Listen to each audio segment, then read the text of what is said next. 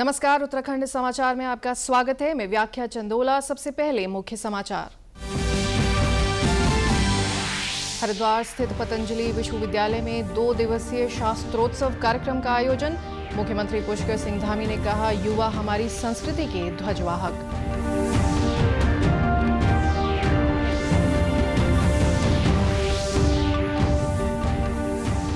चारधाम यात्रा को सुगम और सुरक्षित बनाने की तैयारी में जुटा शासन प्रशासन। पंजीकरण प्रक्रिया शुरू, ऑनलाइन के साथ ही ऑफलाइन भी होगा पंजीकरण।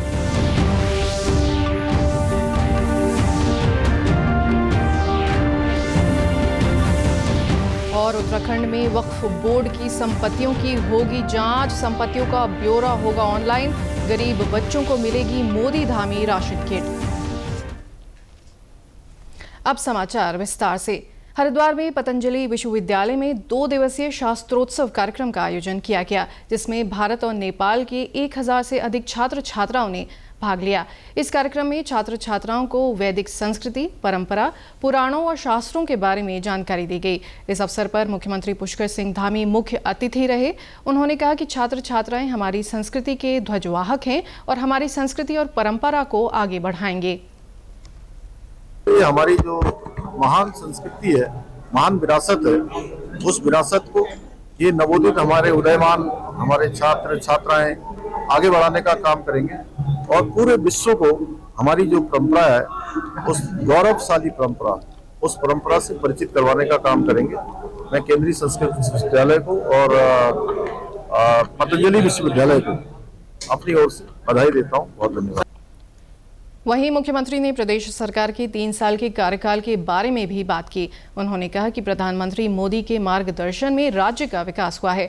उन्होंने कहा कि सरकार यूसीसी और सशक्त भू कानून लेकर आई। नागरिक संहिता का कानून हमने देवभूमि उत्तराखंड में आदरणीय प्रधानमंत्री जी के मार्गदर्शन में लागू किया है। हम सख्त एक भू कानून भी प्रदेश के अंदर लेकर आए हैं। इसके साथ साथ धर्मांतरण का कानून हो, नकल विरोधी कानून हो, ऐसे अनेक कानून हमने बनाए हैं जो राज्य के मूल अस्तित्व को बचाए रखने में बहुत महत्वपूर्ण सिद्ध होंगे। अवैध अतिक्रमण पर हमने कार्रवाई की है। हजारों एकड़ जमीन अवैध अतिक्रमण से हमने मुक्त करवाई है।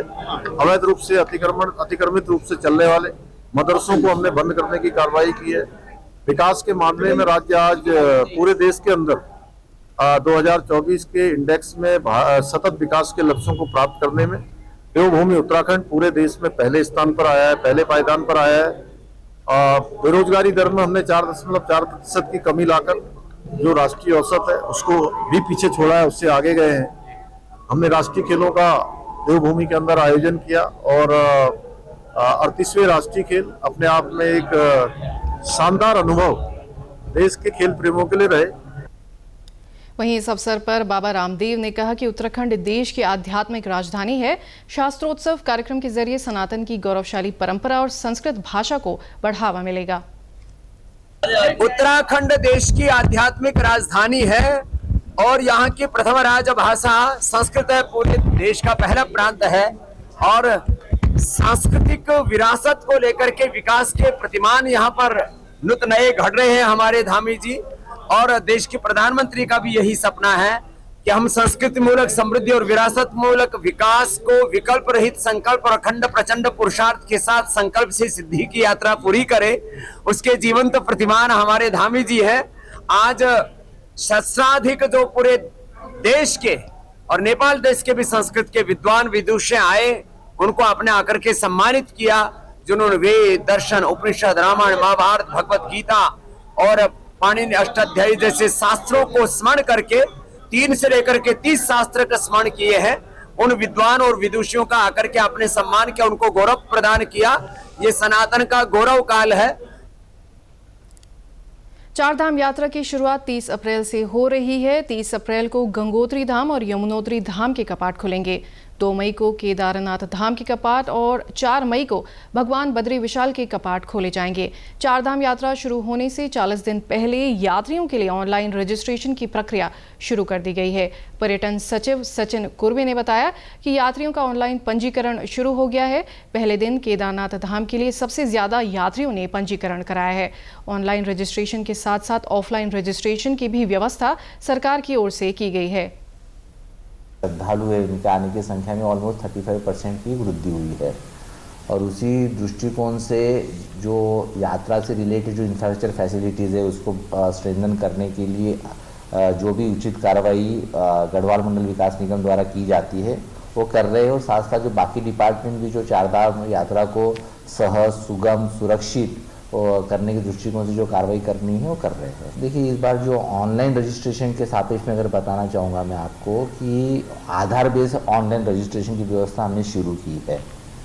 पहले मोबाइल नंबर के सापेक्ष में रजिस्ट्रेशन होता था तो उसमें मल्टीपल डुप्लीकेसी की भी शिकायत आती थी। जो पोटेंशियल पिलग्रिम है उसको स्लॉट नहीं मिलता था और कुछ वेस्टेड इंटरेस्ट इसका दुरुपयोग भी करते थे। आगामी 30 अप्रैल से शुरू हो रही चारधाम यात्रा के लिए स्वास्थ्य विभाग पूरी तरह से तैयार है। विभाग ने चारधाम यात्रा में आने वाले श्रद्धालुओं की स्वास्थ्य जांच के लिए चारधाम यात्रा रूट पर 50 से अधिक स्क्रीनिंग सेंटर बनाए हैं। चिकित्सा स्वास्थ्य विभाग के प्रभारी निदेशक डॉक्टर हरीश चंद्र सिंह मारतोलिया ने सभी श्रद्धालुओं से यात्रा शुरू होने से पहले अपनी स्वास्थ्य जांच कराने की अपील की है। साथ ही यात्रा के दौरान आवश्यक दवाइयां लाने और स्वास्थ्य धाम पोर्टल में भी पंजीकरण कराने की अपील की है। चारधाम यात्रा में आने वाले जो श्रद्धालु हैं उनसे मेरा निवेदन भी रहेगा, अनुरोध भी रहेगा, अपील भी रहेगा कि वो यात्रा आरंभ करने से पहले अपना स्वास्थ्य की जांच करा लें, परीक्षण करा लें और अपने चिकित्सक का मशवरा ले लें, राय ले लें। और अगर स्वास्थ्य को लेके अगर कोई ऐसी परेशानी वाली अगर बात है और अगर चिकित्सक उनको अवॉइड करने के लिए कहते हैं तो मेरा उनसे ये सलाह रहेगा कि चिकित्सक की बात को वो माने और अपने साथ अपने चिकित्सक का जो प्रिस्क्रिप्शन का जो स्लिप है वो और आवश्यक जो औषधियाँ हैं वो अवश्य लाएं।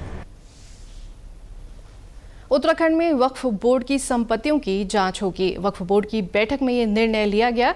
इन संपत्तियों की देखरेख को बनी कमेटियों के आय व्यय की भी जांच होगी।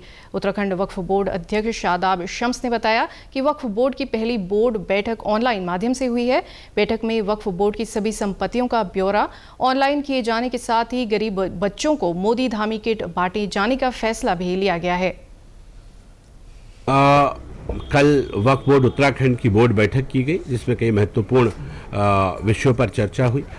जिस प्रकार माननीय मुख्यमंत्री पुष्कर सिंह धामी जी द्वारा ई गवर्नेंस की बात की गई और ई विधानसभा की बात आई, उसी प्रकार पहली वक्फ बोर्ड की ऑनलाइन बैठक की गई जिसमें सबको ऑनलाइन जोड़ा गया और वक्फ बोर्ड भी अपने आप को ई बोर्ड बनाने जा रहा है।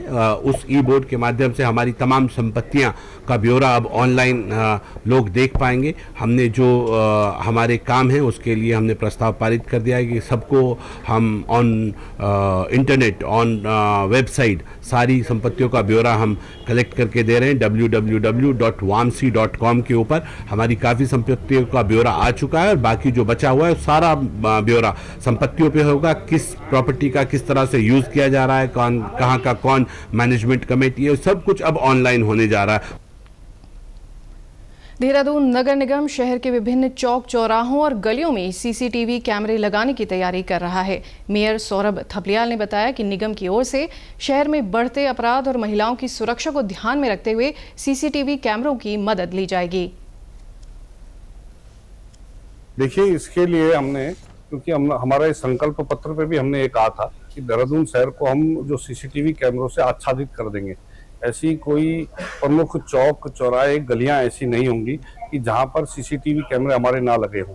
ये जो तीसरी आंख है सीसीटीवी के माध्यम से, एक तो हमारी जो नागरिक हैं, जनता है, वो सुरक्षित महसूस करेगी। हमारी माताएं बहनें, उनको आने जाने में किसी प्रकार की कहीं कोई उनको एक सुरक्षित वातावरण मिलेगा।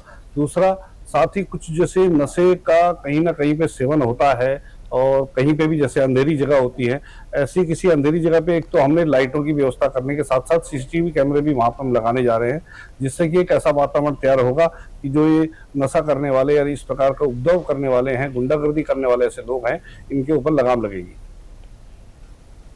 इसी के साथ अभी तक के समाचार समाप्त हुए। दूरदर्शन समाचारों से जुड़े रहें। मिलते हैं फिर शाम 6:30 बजे के बुलेटिन में। नमस्कार।